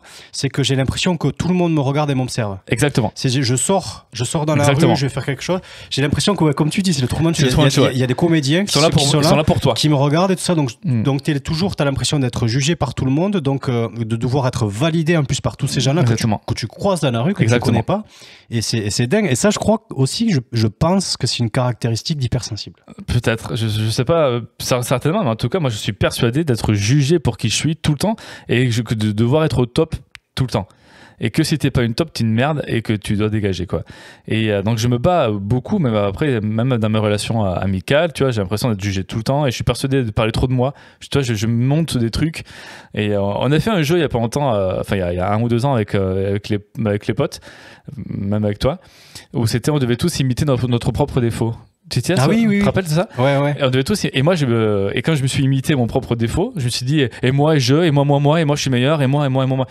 Tous mais qu'est-ce que tu racontes? Mais t'es mis qui là? J'ai dit mais ouais, et j'ai dit moi parce que je parle trop de moi, je suis persuadé d'être moi. Et en fait non, c'est une fausse vision que j'ai de moi apparemment. Mais je suis persuadé d'être tout le temps jugé et du coup ça me fait vite péter des plombs moi les réunions, les trucs un peu entre nous parce que j'ai l'impression de devoir jouer un rôle et de devoir faire attention à ce que je dis et de pouvoir être bien jugé. J'ai envie que tout le monde m'aime, j'ai envie de. C'est la vie est une perpétuelle épreuve. Ouais. C'est un peu ça, quoi, en fait. Ouais, c'est un peu ça, c'est ça. Et donc, c'est là où je différencie vraiment le pro, et le travail. Ouais, je vois ce que tu veux dire. Et la musique, et encore une fois, même la musique. Du coup, où est-ce que tu situes la musique? Moi, parce que tu essaies de faire un truc personnel, de le rendre un peu professionnel. Moi, c'est pro. Ouais, voilà, c'est ça. Mais moi, c'est pro, en fait. D'accord. C'est pas, c'est pas pro d'un point de vue j'ai envie, mais c'est pro du point de vue où c'est un produit que je dois rendre. Dans ta manière de l'aborder. Ouais. C'est pas. C'est-à-dire que si quelqu'un dévalorise le type, donc ton projet musical, ils dévaloriseront ton projet musical et non pas Sébastien Durand. Ça dépend ce que tu dis sur le type. Ça dépend ce que tu critiques. D'accord. Moi, j'ai eu une critique au début quand j'ai sorti le projet. qui est le genre de critique que je comprends pas pourquoi les gens racontent ça, mais enfin disent ça, c'est bien, mais j'aime pas le son de la caisse claire. Qu'est-ce que j'en ai à foutre de ton son de... Enfin, toi, c'est comme si tu vas voir la Joconde et tu dis j'aime bien, mais j'aime pas le rouge. J'aurais mis le rouge un peu différent. Tu vois, t'as pas à juger. Pour moi, une œuvre ne se juge pas. Je sais pas comment dire ça. Ouais. T'as le droit de dire j'aime ou j'aime pas. Ça, y a aucun souci. Déjà, t'as pas le droit de dire que c'est nul. Moi, je dis pas que c'est nul un truc. Je dis j'aime pas. Oui, c'est nul, point. Ouais, ça, non, même il n'y a pas de c'est nul. C'est que si c'est sorti, si ça existe, c'est toi ça t'aime ou t'aimes pas, tu vois. Moi, il y a des groupes de musique que j'aime pas. Je dis ok, c'est certainement très bien, c'est bien fait, mais je n'aime pas, ça me touche pas. Mais je vais pas dire c'est bien. Par contre, le son de la caisse claire de machin ou l'accordage, j'aurais fait un peu plus grave, tout ça, ou le style. Putain, mais occupe-toi de ton cul, quoi. Enfin, je sais pas comment dire. Ouais. J'ai un rapport un peu particulier avec la critique, moi. Ouais, parce qu'après, c'est pas forcément un jugement, ça, c'est juste une histoire de goût et de. Bah ouais. En fait, c'est comment tu prends le message aussi, c'est-à-dire que s'il faut, le mec, il adore tout le reste, il trouve ça génialissime, après, mais que lui, parce que c'est la communication, c'est toujours pareil, il le dit avec ses mots, et puis c'est. Ouais, il dit super, par contre, les claps, ils s'en foutent. Il te l'a dit en tête-à-tête ou sur virtuel, un commentaire. Sur un commentaire Facebook. Tu vois, enfin, peut-être que c'est vraiment ça qu'il voulait dire, mais peut-être qu'il voulait pas vraiment dire ça, quoi. Ouais. Et c'est là la difficulté des relations humaines, j'ai envie de dire. Mais pareil, par rapport à le type, moi je fais comme je le sens, comme j'ai envie de le faire, je le sors, et en fait, que t'aimes ou t'aimes pas, je m'en fous. En fait, moi, je me sens pas atteint, même si les gens me font des retours, même négatifs, ou disent ouais, tiens, c'est vraiment pas bien, j'aime pas la voix de machin, ou j'aime pas la structure, j'aime pas le style, machin. Putain, j'en ai rien à foutre, en fait. Moi, l'œuvre musicale, c'est une œuvre, et pour moi, une œuvre ne se juge pas, enfin, il n'y a aucune critique qui même elle est bonne, enfin, je m'en fous, en fait. Je fais pas ça pour eux. Enfin, je sais pas comment dire. Mais par contre, si t'as zéro retour sur ce que tu fais, ni bon ni mauvais, est-ce que là, du coup, ça t'affecte la confiance en toi, et tu te dis, est-ce que ça l'affecte, ça? Non. C'est décevant, je suis déçu, parce que c'est le cas, hein, le type, on va pas se mentir. Hein, en fait, je fais tellement pas de promo, j'aime tellement pas ça. Et surtout, j'ai tendance à, dès que je termine un projet, et il est sorti, je passe à autre chose. Ouais. Tu vois, donc je me suis fait chier pendant un an à composer, à aller en studio, à enregistrer, à écrire des textes, à écrire de la musique, à les arranger, tout ça. Mais une fois que le CD est sorti, je suis super, j'ai fait 3 posts, je me force à le faire, tu vois, même j'avais fait une série de vidéos pour expliquer chaque morceau, machin. J'ai enregistré ce qui me manquait, je les ai toujours pas postés, alors qu'ils sont, je les ai enregistrés. Ils sont prêts, c'est prêt. Mais j'ai tendance à archiver les projets sans les avoir finis. Donc, parce que tu avais peut-être juste envie de faire ton projet juste comme ça. Il y a des moments où c'est pas tout mon métier, tu vois. Moi, faire de la promo, faire de la presse, j'aime pas ça. J'aime pas ça. D'ailleurs, le compte Les Mal Lambda, c'est toi qui le gères. Parce que moi, je sais pas le faire, moi, les trucs des réseaux sociaux, tout ça. Donc ouais, c'est décevant parce que toi, même le clip, je me suis fait chier sur mon clip. Bien sûr. Et j'ai pas beaucoup de retours, j'ai pas de retombées, j'ai rien, j'ai 0 article de presse, j'ai 0 partage. Tout le monde s'en fout du type, tu vois. Mais moi, je suis très content de ce que j'ai fait. Je l'écoute. Parce qu'avant tout, je fais de la musique pour moi aussi, tu vois. Je fais un truc que j'aime. Qu'il faut pas oublier, Et moi, j'arrive à écouter des morceaux, je vais écouter Swan parce que j'aime bien Swan, je vais écouter Swan. Mais juste parce que la musique, je fais des musiques que j'ai envie de faire, je le fais pour moi. C'est ça. Et donc vraiment, ça ne m'atteint pas. Enfin, ça atteint pas la confiance en toi. Ça atteint pas ça atteint d'autres choses. Ça atteint peut-être d'autres choses, ouais, carrément. Ça atteint juste. Mais il y a encore, je sais pas, parce que le fait que ça marche pas, ça atteint le fait que je suis nul en réseau. Je suis nul en communication, si tu veux. Mais ça ne m'atteint pas personnellement. Je sais pas comment dire. Après, j'ai quand même des bons retours sur le type. Toi, les gens me font des bons retours, donc je sais que c'est pas trop naze, quoi. Ouais. Non, mais encore, si c'était le cas, c'est pas grave, j'apprends. Toi, il y a pas longtemps, j'ai acheté une guitare 7 cordes pour faire du métal. J'ai fait un premier morceau d'une première compo de métal. J'ai envoyé ça à des potes à qui je voulais monter un groupe. Ouais. Ils m'ont dit, putain, c'est nul, quoi. Et je dis, c'est pas grave, je vais bosser. Mais ça m'a pas du tout atteint ma confiance. J'étais pas en mode putain, je suis une merde, je sais pas faire. C'est la première fois que je composais du métal. Pour la première fois, je composais avec une 7 cordes. En plus, je suis pas guitariste. Mais ça ne m'atteint pas ma confiance. La musique ne m'atteint pas ma confiance. Tant mieux, hein. Bah oui, tant mieux. Parce que du coup, tu vois, moi, sur les dernières années d'activité de Rose, du coup, c'était ce fait de pas avoir aussi de validation professionnelle et des trucs où toi, t'as mis tout ton cœur, tes tripes et t'as tout mis dans ton projet et de voir que t'as l'impression que tout le monde s'en fout. Mais ça t'atteint ta confiance ou ça juste à te casser les couilles? Ah ouais, c'est déjà, j'ai perdu tout le plaisir lié à faire de la musique, à jouer de la batterie et tout ça. Du coup, est-ce que tu faisais la musique pour les bonnes raisons? Mais aussi la confiance, la confiance ça atteint ta confiance en toi parce que tu vois les autres, des groupes qui étaient à peu près de ton même niveau, qui arrivent à continuer tout ça, et tu te dis, mais en fait, nous, Enfin, c'est même pas qu'on est nul parce que je savais très bien enfin voilà, des milliers de gens nous ont dit tout le bien qu'ils pensaient de ce qu'on faisait, tu vois. Mais moi, ça m'affecte personnellement, ouais, sur la confiance que j'ai. Et pourtant, les gens te font des bons retours. Ouais, alors moi, j'ai aussi cette particularité-là que j'essaie de gommer, du moins. C'est que sur 1000 avis, je vais en avoir 999 de trop bien. Ouais. Vraiment des trucs qui me touchent. Il y en a un qui va dire ouais, ça c'est pas top, ou qui c'est celui-là qui va me toucher, c'est celui-là qui va m'affecter, et c'est celui-là qui va me mettre du plomb dans les ailes et qui va faire que ouais, vas-y, fais chier quoi, je laisse tomber. Ah putain. Parce qu'il y a cette recherche, comme je disais avant, d'être le premier, de faire l'unanimité, d'être tu vois, personne va dire à Néo que c'est pas lui l'élu, quoi. Tu vois, c'est l'élu. Je sais pas pourquoi j'ai ce truc là, mais je sais que, enfin, c'est maintenant j'ai pris conscience de ça, peut-être je me trompe totalement, je n'en sais rien, mais pour moi je suis persuadé que c'est ce truc là qui est dans l'inconscient vraiment, qui fait que je perds confiance en moi absolument dans tous les domaines, et ça se répercute aussi sur la personne que je suis, sur ma beauté, sur mon physique. Ça se répercute sexuellement aussi, la comparaison avec les meilleurs et les premiers, avec les trucs qui sont pas forcément vrais. Non, mais même le porno, tu parles sexuellement, exactement, comparaison avec le porno est très dangereuse. Et on en parlera, bien sûr, parce que là il y a beaucoup de choses à dire, il y a vraiment beaucoup de stéréotypes à casser là-dessus. Mais moi c'est plus ça, mes soucis de confiance en moi, parce que j'en ai, sont plus moi physiquement. Voilà. Parce que j'ai des critiques de mes ex-copines qui m'ont blessé et qui m'ont atteint à ma dignité en fait. C'est plus par rapport à ma dignité, où là j'ai des soucis de confiance vraiment en moi. Par contre, après on parlait de travail, j'ai réalisé un court-métrage il y a pas longtemps. Je suis habitué moi à filmer, à réaliser un peu moins, même si c'est un truc que j'aimerais faire. Et là, j'étais un peu perdu, Donc j'étais un peu perdu les pédales, tu vois. J'étais pas sûr de moi, mais je sais pas si c'est vraiment un problème de confiance. Je pense que c'est juste un problème d'expérience. Encore une fois, pour moi, le talent et le résultat se voient une question de temps et de travail. Évidemment qu'il faut du travail, tu vois. Et j'en ai conscience de ça. Mais ça va pas. Je me suis pas dit à la fin de mon tournage, putain, je suis une merde, je réaliserai plus jamais. Je me suis dit, ok, qu'est-ce qui a pas marché, et j'avance en fait. Exactement. Mais ça ne m'atteint pas négativement. Oui. C'est ça. Ouais, moi, ça ne m'atteint pas négativement, le pro. Il n'y a que le perso où on me juge, moi, ma dignité, et qui je suis personnellement, en tant que personne, c'est ça qui me touche.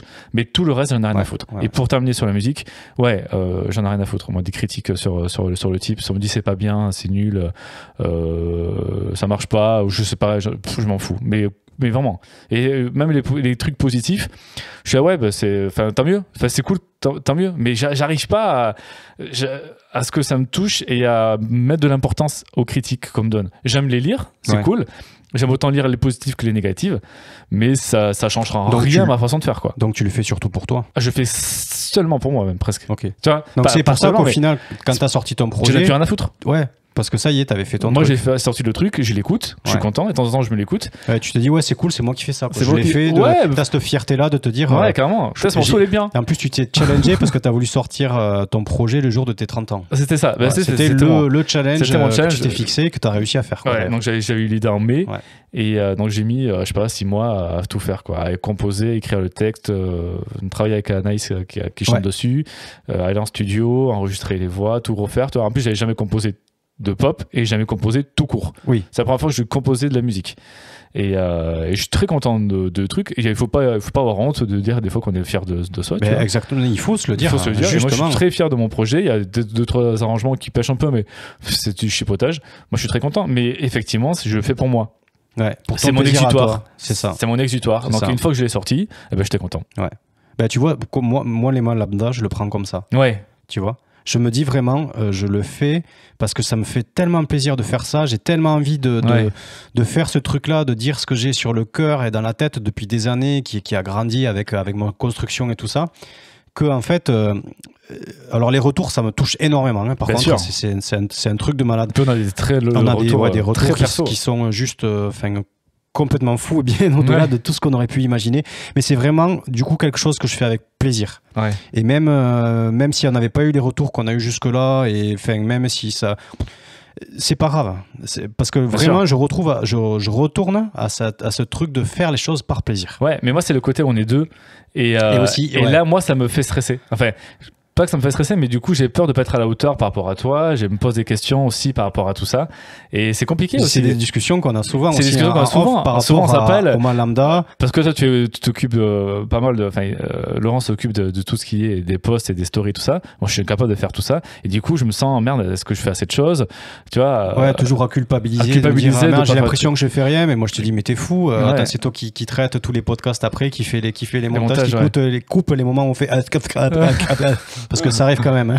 Ouais, ça déconne un peu. Ça, quand on fait des montages, mais et le fait que je sois pas tout seul, genre le type, tu vois, je fais ce que je veux, je m'en fous, tu vois. Mais là, le fait qu'on soit deux, ça me met une pression en plus et ça peut me faire perdre confiance, je pense. Enfin, pas confiance, mais ça peut je me pose des questions des fois sur moi en mode, mais putain, mais ou des fois on lance l'enregistrement, je dis mais il a forcément des choses plus intéressantes que moi. J'ai l'impression de pas avoir d'histoire intéressantes, pas assez d'anecdotes. Du coup, je me récupère un peu dans les chiffres, dans les trucs ou autres. Tu vois, je cherche des compensations en fait. Tu vois. Alors là, vous avez vu le côté de Seb, mon côté à moi. De mon côté, je me dis, oh là là, tel podcast, toi t'arrives, t'as 10 000 chiffres, t'as des références, t'as des bouquins, t'as des trucs. Je me dis, oh là là, mais moi j'ai zéro référence, mais j'ai l'impression d'être inculte total. J'ai pas un livre à te sortir, un auteur, une référence, tel youtubeur qui a fait tel truc. Et moi je suis là, je dis, mais t'es un Seb, toi, t'as juste ta vie à raconter en fait. Et du coup, on en rigole maintenant parce qu'en fait on a chacun notre patte, chacun notre truc et chacun notre toucher et notre sensibilité à nous et notre domaine où on est à l'aise et c'est juste ça qui compte en fait. C'est que c'est ça qui compte, mais par contre on se l'est dit, enfin on s'en est rendu compte et on se l'est dit, mais ça nous arrive aussi en faisant ce truc là alors qu'on est en train de vous en parler et c'est ça qui je pense fait que mais qu'on est authentique dans notre démarche et que c'est compliqué de faire plus clairement Clairement, ouais. Mais c'est bon, c'est voilà. Donc, alors du coup, parce que ce que j'ai dit, c'était quand même très très fragile et on a l'impression que je suis quelqu'un qui n'est pas du tout confiance en moi, ce qui est quand même faux. J'ai réussi à trouver un domaine malgré moi, deux domaines en fait, dans lequel j'ai trouvé des ressources de confiance. Et ensuite, ce domaine-là, ça m'a servi ensuite de référence pour faire des sortes de copier-coller dans les autres domaines de ma vie. Et là, en fait, où j'ai eu énormément confiance en moi, alors que quand je suis arrivé, je suis arrivé sur la pointe des pieds, vraiment en mode ultra timide de mon côté, c'est le monde professionnel. Ok. Je suis rentré dans ma boîte dans laquelle je suis encore aujourd'hui, il y a maintenant 17 ans. 16 ans, c'était jadis dernier par contre. Jadis dernier, d'accord. Ouais, c'était jadis dernier. Je suis rentré vraiment pile après avoir eu mon DUT, donc du coup juste après la fac. Et j'étais technicien de réparation, je réparais des trucs en atelier, je travaillais de nuit en plus, donc on n'était pas beaucoup. Et j'étais vraiment dans mon coin, je faisais rien. Et puis j'ai vu qu'il y avait des petits trucs qui pêchaient à droite à gauche, que je pouvais améliorer, donc j'ai commencé à mettre des petits trucs en place à mon niveau. Et les autres étaient là et me disaient à côté, comment t'as fait on réparait des trucs à la chaîne en gros. Putain, comment tu t'organises toi pour en réparer 6 alors que nous, ça fait, je sais pas moi, 4 mois qu'on travaille sur ce truc-là, on peut en faire que 4. Et du coup, j'ai dit, ben ouais, je fais ça. Pendant que je fais ça, là, je peux plus rien faire. Donc à côté, je vais préparer le truc d'après. Tu vois, enfin, je m'étais organisé de manière à pouvoir être efficace, quoi. Et du coup, j'étais là, ouais, c'est cool. Donc après, en fait, mis en place des sortes de, toi, tu feras ça, toi, tu feras ça. Et à la fin, moi, j'étais celui qui faisait le mail de récapitulation de la nuit en disant, on a fait tel truc. Donc, je structurais bien mon mail, je prenais bien le temps de le faire. Et du coup, ma hiérarchie voyait ce truc-là, de ce mec qui a envoyé des trucs. C'est le petit jeune, là, qui travaille la nuit. Putain, pas mal. Bon, le problème, c'est que travaillant de nuit, il pouvait pas trop me croiser, donc avoir un avis négatif, positif sur moi. Donc, j'ai pas pu être embauché direct, mais ils m'ont rappelé après. Et petit à petit, ils m'ont donné des responsabilités comme ça. Ils m'ont dit, tiens, on va essayer. Ils ont vu que je parlais un petit peu anglais, que je me démerdais, mieux que d'autres, on va dire. Donc du coup, ils m'ont dit, toi, si tu t'occuperas de faire le lien, parce que c'est une boîte américaine, avec nos collègues aux États-Unis, quand on a des problèmes sur des bandes de tests qui ne marchent pas, c'est toi qui enverras. Donc j'arrivais à synthétiser, à écrire des mails en anglais, à faire des trucs propres, à être carré dans mon travail organisé. Et puis petit à petit, ils m'ont donné des responsabilités jusqu'à ce qu'ils me nomment chef. Alors ils appellent ça chef de section, mais c'est des petits chefs, hein, on va pas se mentir. Mais avec une partie des responsabilités, mais sans le pouvoir entre guillemets. Mais quand même, à 26 ans, 25 ans ou 26 ans, j'étais responsable entre guillemets, on va dire chef d'orchestre de 10 techniciens. Sur ces 10 techniciens, il y en avait 3 qui étaient anglais. Ils étaient tous plus vieux que moi. Hein. Donc du coup, je me dis, on me fait confiance, tu vois, on me valide dans le truc. Et en fait, j'ai réussi à avoir confiance en moi. Et vraiment, c'était pas juste parce qu'on me validait, mais parce que je savais que le travail que je faisais était efficace. Donc en fait, professionnellement, je me suis mis dans une espèce d'autre cocon qui n'était plus le Laurent Robin civil, mais qui était un Laurent Robin professionnel, où j'avais les ressources, j'avais confiance en moi, j'avais plus peur au final, tu vois, de devoir dire à des mecs qui ont 30 ans de plus que moi et qui sont anglais, qui ont vécu des vies, tu vois, de dire toi tu vas faire ça aujourd'hui, mais avec ma façon à moi qui est très humaine aussi, donc très respectueuse et voilà. J'aime pas les gens qui bombent le torse, je suis chef, qui tape sur la table et qui parle fort, tu vois, c'est pas du tout mon approche. Mais du coup, tu vois, ça m'a fait, et j'ai pris vraiment confiance en moi. Et en fait, au bout d'un moment, ça m'a sauté aux yeux qu'en fait, le moi du travail, c'était pas le moi de la vie de tous les jours. Ouais, c'était commenté, ouais. Et je me suis dit, mais attends, mais pourtant, c'est la même personne, celle qui va au travail et celle qui... Et donc, j'ai continué à évoluer. Et encore aujourd'hui, ensuite, je suis passé cadre. Et là, aujourd'hui, je mène des programmes avec des fabricants d'avions internationaux. Je représente je fais des trucs. Je vous passe des détails, on s'en fout, c'est pas le sujet. Mais je suis rentré, je réparais des télécommandes en plastique dans mon coin. Et jamais de la vie, tu m'aurais dit en rentrant, on m'aurait dit dans 15 ans, tu feras ça. Ouais, tu n'aurais pas cru. Mais t'es malade. Mais moi, jamais de la vie. Moi, je vais réparer mes télécommandes là toute ma vie, en fait. Et du coup, là où je veux en venir, c'est que je me suis servi justement de ça, de cette confiance. Alors moi, c'était dans le travail professionnel, mais peut-être chez d'autres personnes, ça peut être dans d'autres domaines de votre vie, en fait. Si un conseil que je peux donner, c'est d'essayer de trouver ce domaine en particulier dans lequel vous avez confiance. Vous avez confiance en vous et essayez de vous raccrocher à ça pour vous dire que vous êtes une personne capable. Voilà. Il y a bien un domaine, forcément, il y a bien un truc dans votre vie dans lequel vous faites les choses sans vous en rendre compte, mais vous incarnez la confiance. Et c'est d'essayer de traduire ces trucs-là dans les autres domaines de votre vie. Et d'ailleurs, petite anecdote que m'a raconté mon hypnothérapeute, chez qui je ne suis pas encore allé, j'ai juste fait la première séance, mais qui du coup, parce que j'ai des domaines, j'y vais justement pour travailler la confiance en moi et des blocages que j'ai dans des domaines bien spécifiques. Et du coup, elle m'a fait ce parallèle-là. En fait, elle m'a dit qu'elle avait, grâce à l'hypnothérapie, donc j'ai hâte d'essayer ça parce que vraiment, ça a l'air très parlant dans mon cas. Et par rapport au podcast du jour, elle m'a pris l'exemple d'une petite fille qu'elle a eue en consultation qui jouait du violon et qui jouait au basket. Donc cette petite, elle jouait au violon magnifiquement bien. Elle jouait très très bien. Et par contre, en fin d'année, à chaque fois, tu as les examens de fin d'année pour passer l'année supérieure, comme à l'école, entre guillemets. Et à chaque fois, le jour où elle arrivait à son examen, elle était tellement paniquée, elle avait tellement peur, tellement stressée en fait, qu'elle perdait tous ses moyens et elle se disait je suis nulle, je vais rater, je vais pas y arriver, et elle se ratait total.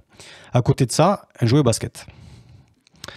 Et le basket, c'est un truc qu'elle faisait mais juste pour le plaisir, que ce soit en entraînement, en match, tout ça, elle s'était pas mis ce truc compétition, tu vois, tous les projecteurs sur elle. C'est vraiment un truc qu'elle faisait par plaisir, donc du coup elle performait et à l'entraînement et en match.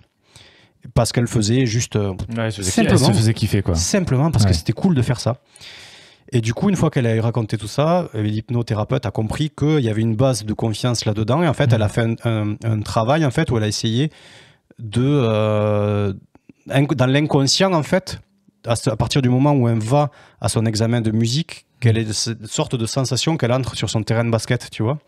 Vraiment, c'est du travail dans l'inconscient, et du coup de se dire, d'arriver avec d'autres attentes et notre état d'esprit inconscient un peu, pour pouvoir voilà. Donc c'est des choses qui existent, et voilà. Donc pour les personnes qui sont un peu comme moi, qui ont des problèmes de confiance en elles, il y a forcément un domaine peut-être qui vous saute pas aux yeux. Il faut peut-être en parler autour de soi aussi, parce qu'entre l'écart entre l'image qu'on a de nous-mêmes, t'en parlais tout à l'heure, tu disais moi je, et en fait c'est pas du tout ça que tu renvoies. Peut-être voilà, des personnes saines de votre entourage. Bien sûr. Voilà, faites attention. Bien sûr. Voilà. Et ensuite un deuxième domaine entre guillemets, une deuxième chose, on va dire plutôt une étape que j'ai réussi à faire dans ma vie, qui m'a absolument servi de référence pour plein de choses après, c'est que je fumais avant, je fumais un paquet par jour, de mes 13 ans à mes 25 ans. 13 ans, t'as commencé ? Ouais, pour faire le mal. Faire le mal. Le mal alpha. Il a dit. Voilà. Sauf que je suis tombé accro à la clope et j'étais pas mal alpha. Ça change rien. Ça change rien, j'étais toujours pareil, sauf qu'en plus, je fumais, j'avais pas de thunes et que c'était compliqué. Bref. Donc, je suis devenu addict à la clope. Et vraiment, dans ma tête, je n'arriverai jamais à arrêter de fumer, mais jamais, jamais, jamais. Et je me disais, il faut bien mourir de quelque chose dans la vie. Toi, ce sera la clope. Toi, ce sera la clope, cancer des poumons. Voilà, tu as choisi ta mort, ce sera celle-là. Mais parce que je n'y arriverai... Comment veux-tu que j'arrête de fumer? C'est impossible. J'avais tellement de peur, de fausses excuses, de plein de choses, si t'arrêtes... Bon, moi, c'était pas si t'arrêtes de fumer, tu vas prendre du poids, parce que je faisais 55 kilos, limite, ça m'arrangeait d'en prendre, tu vois. Ouais. Mais c'était plus, si j'arrête de fumer, je vais être irrité, je vais être en colère, je vais être tendu, enfin bon, voilà. Et j'ai lu un bouquin d'Alain Carr qui s'appelle La méthode simple pour arrêter de fumer. Je le mettrai en story. S'il y a des personnes qui fument, qui n'ont pas entendu parler de ce bouquin, ça fait quand même un moment qu'il existe. Parce que moi, j'ai arrêté de fumer, c'était jadis dernier, avant-dernier. Ah oui, d'accord. C'était le jadis d'avant. J'ai jadis d'avant, d'accord. Voilà. Tu fais quoi jadis prochain? Oh. Je te dirai ça jadis d'après. Merci. Ce jadis.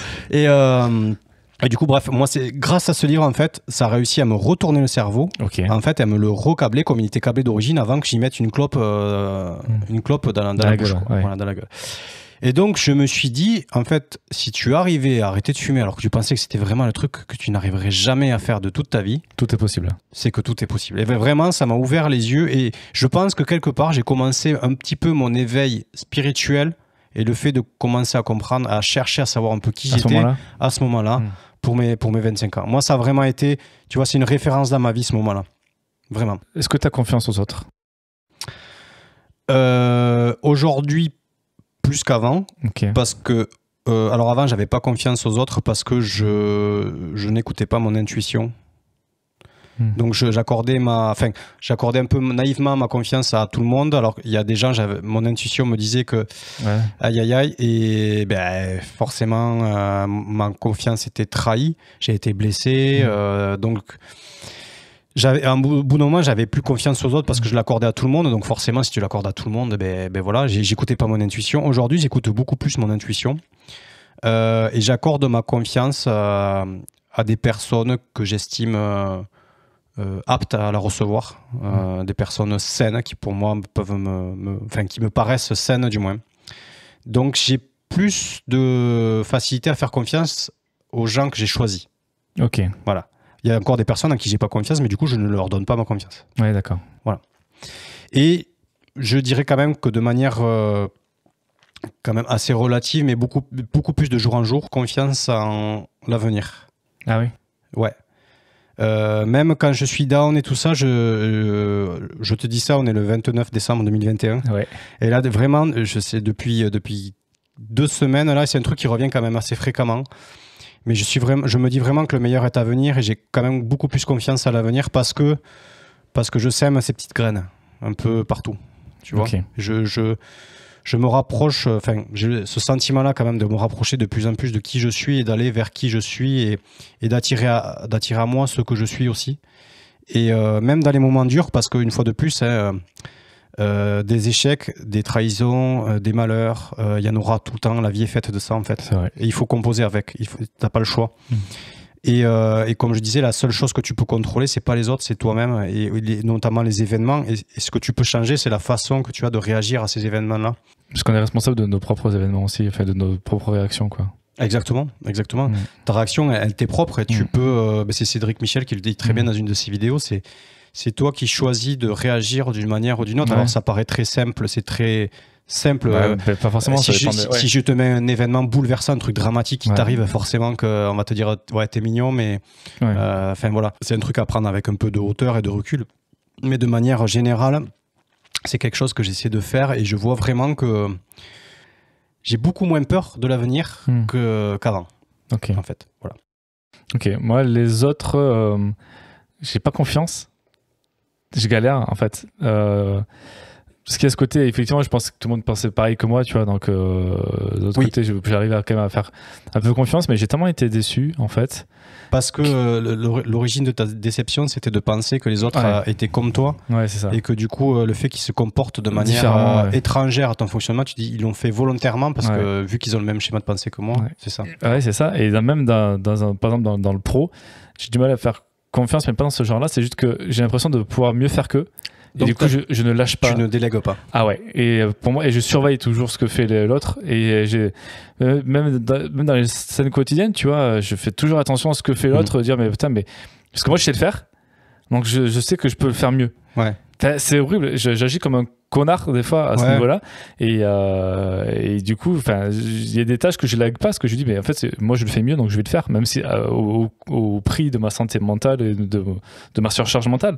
Mais j'ai du mal à lâcher. Parce que t'as pas de lâcher prise par rapport à ça. T'as besoin de garder le contrôle pour que ce soit fait sur ce que je sais faire. Sur ce que tu sais faire. Sur ce que je sais faire. C'est un truc que je sais pas le faire. Par contre, je vais pas m'engager dans un truc que je sais pas faire. Tu vois, les réseaux sociaux, sur le truc, je te laisse faire. Je te fais 100% confiance parce que moi, j'y connais que dalle. J'en bats les couilles. Dans la musique aussi, quand je fais mon CD, je fais confiance à Flo parce que qui a mixé mon EP parce que c'est son job. Je fais confiance à Anaïs parce que c'est elle qui compose ses lignes de chant, donc je fais confiance. Mais sur un truc que moi je sais faire, par exemple sur un montage vidéo. Mais par exemple sur le clip du type. Ouais, j'ai tout fait. Le prochain clip, est-ce que tu serais capable de le déléguer à quelqu'un? Pas du tout. Un réal? Genre, si c'est un réal, mec qui vient d'Hollywood, tu vois, une pointure? Même pas. Ah ouais? Non. Parce que je pensais que là, tu allais me dire oui, si je prends un mec qui est comme toi. Ça dépend ce qu'il y a en fait, là, ça touche à autre chose, c'est que je sais exactement ce que je veux et je le veux comme moi je le veux. Ok, ouais. Donc, sauf s'il me propose un truc de fou. Ouais, d'accord. Ça, ok, ça se réfléchit. Mais c'est pas parce que c'est un tel. Et je vais pas aller chercher un tel, surtout. Ouais. Pour faire un truc que toi, tu voudrais faire. Si tu me dis, je peux t'avoir Denis Villeneuve ou Fincher pour faire ton prochain clip, je peux te l'avoir. En fait, tu peux l'avoir si tu contactes, il va te dire oui. Je vais pas contacter. D'accord. Mais si lui me contacte en me proposant un truc de ouf, en me disant merde, effectivement, j'avais pas eu l'idée de faire ça, c'est quelque chose de nouveau qui m'apporte mais qui me plaît, là je le fais faire. Mais de moi-même, je vais pas chercher quelqu'un d'autre pour le faire. Tu vois. Et ça, c'est un truc. Pareil, on parle de la vidéo, moi, des montages. Je sais monter. J'aime pas ça me gonfle, mais je sais le faire. Mais je vais le faire. Et à moins que je trouve un monteur qui m'éclate la gueule devant moi, qui me dit tiens, regarde, je t'éclate ta gueule. Là, dans ce cas, je lui laisse. Tu vois. Mais si j'ai pas quelqu'un qui m'éclate la gueule, je le fais. Moi, j'ai un peu ça aussi au travail parce que du coup, moi, je suis en interface client. Je m'engage auprès du client et après, en interne, je délègue des tâches aux spécialistes si ça parle contrat, ça parle fabrication, ça parle technique, je redirige. Et j'envoie les deadlines. Je dis attention, telle date. Et je relance. Et au bout d'un moment, je vois que ça bouge pas. Mais en fait, du coup, après, tu fais des fixettes. Tu te dis telle personne, il tarde à me répondre. Allez, je vais chercher pour lui. Donc je délègue plus, pardon. Je me suis perdu. Je ne délègue plus. Donc je me rajoute des tâches en plus. Et au final, je me retrouve submergé de trucs. Parce que je sais plus déléguer parce que j'ai plus confiance en telle ou telle personne. C'est ça. Donc oui, effectivement, pour répondre à ta question, dans ce domaine particulier, quand j'ai plus confiance aux autres, j'ai du mal aussi à lâcher prise, mais c'est beaucoup plus dans le professionnel. Je pense pas, ou du moins je n'ai pas conscience de le faire dans le perso. Peut-être que je le fais, mais j'ai pas l'impression. Peut-être plus inconsciemment, beaucoup moins, mais voilà. Ok. Pour conclure, j'ai noté comme ça, pêle-mêle, quelques tips et réflexions que j'avais par rapport à la confiance en soi. Voilà, ça va venir comme ça. N'hésite pas à réagir ou à rebondir. C'est peut-être des choses que j'ai déjà dites pendant l'épisode. Ok. Voilà. Lié à l'hypersensibilité, les exigences sont souvent très hautes. Les comparaisons au meilleur. Et vu qu'on se pose beaucoup trop de questions, qu'on a beaucoup plus de doutes et de remises en question, on est vachement moins spontané dans ce qu'on fait, on n'ose pas faire. Et souvent, t'abandonnes avant même d'essayer. Moi, ça me parle beaucoup. C'est une caractéristique d'hypersensible. Chacun a son propre réglage, on va dire. Moi, celle-là, le réglage est plutôt élevé, tu vois, dans ce truc-là. Également, c'est un rappel, parce qu'on l'a dit plusieurs fois, mais de faire les choses par plaisir et parce qu'on aime les faire, ça c'est très important. Et il y a aussi quand on a l'impression de jamais avancer, de se dire non, on est nul. J'ai cette belle image qui me revient souvent en tête, c'est l'image de la montagne, de la personne qui a la montagne face à elle, qui commence sur la plaine. Et la montagne, quand même, qui grimpe pas mal. Et on te dit, il faut que tu arrives en haut de cette montagne. On te dit pas quand, on te dit pas, il faut juste que tu prends ton temps et vas-y, escalade, quoi. Donc c'est ton petit défi personnel que tu te lances. Ça peut être arrêter de fumer, ça peut être, tu vois, tu as un défi, c'est cette montagne qui le représente, et tu commences à avancer. Donc forcément, quand tu avances et que tu as la pente devant toi, tu vois toujours la route au même niveau, quoi. sais, tu vois toujours de la route qui défile et tu vois jamais le bout de ta montagne, quoi. Et des fois, tu te dis, non, mais c'est pas vrai, je vais jamais y arriver. Et bien, en fait, dans ces moments-là, il faut juste penser à s'arrêter, à faire un demi-tour et à regarder d'où tu es parti et le chemin que tu as parcouru. Et là, tu te dis, oula, mais je commençais à prendre un peu de hauteur, là, tu vois. Je suis un peu plus haut qu'au début. Et donc, du coup, tu te dis, j'ai avancé. En fait, j'ai pas fait du surplace, j'ai vraiment avancé. Et tac, tu continues sur ta montagne. Et puis, pareil, au bout d'un moment, tu te dis, mais c'est toujours ce même chemin qui devant moi, ces mêmes cailloux, ces arbres, mais j'avance pas, quoi. Et tu te retournes une deuxième fois, et là, tu vois que tu es encore plus haut. Et ainsi de suite, jusqu'à ce que tu arrives au sommet de ce que tu as voulu faire. Et tout ça pour dire que quand tu es dans le chemin, tu as l'impression de faire du surplace des fois, en fait. Mais si tu prends le temps de te retourner, tu peux voir que tu as parcouru du chemin. Et souvent, quand tu as des personnes qui ont eu le même vécu que toi, mais qui sont à peine à commencer ce chemin-là, en fait, et bien en fait, tu les vois un peu perdus et tout ça, mais tu comprends pourquoi ils sont perdus, parce que toi, tu as été à sa place aussi. Tu sais qu'à un moment donné, tu as été au début de ta montagne, en fait, et ça te permet aussi d'avoir de l'indulgence envers les autres, quand les autres en sont au début de leur propre chemin, de te dire, attends, moi aussi, j'étais à ce propre chemin-là.